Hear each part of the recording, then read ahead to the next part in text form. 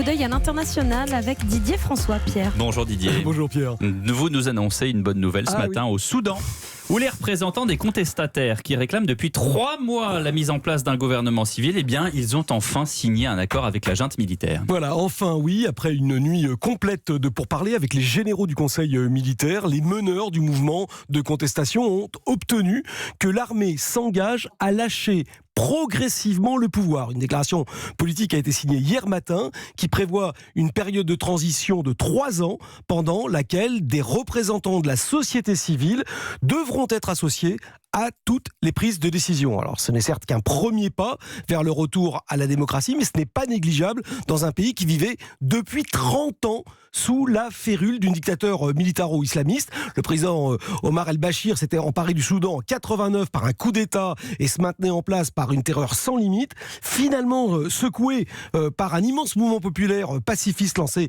il y a 7 mois, d'abord par les couches moyennes dans les villes et rapidement rejoint par les paysans, une véritable lame de fond tellement puissante qu'il y a donc 3 mois, la majorité des cadres de l'armée a décidé d'écarter le vieux dictateur qui était condamné à multiples reprises pour génocide, crime de guerre, crime contre l'humanité.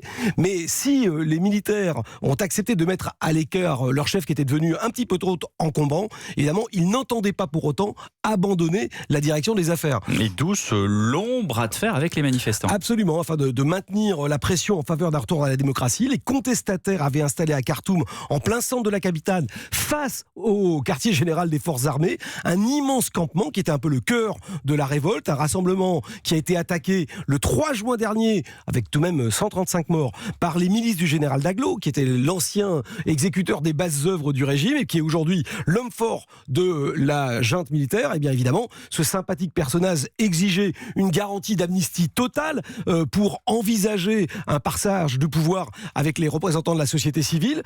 Ils ont donc fini par céder à cet ultimatum pour éviter un nouveau bain de sang. C'est ce qui permet la signature de cet accord qui prévoit la création d'un conseil souverain. Il assurera pendant 3 ans cette transition vers un gouvernement civil.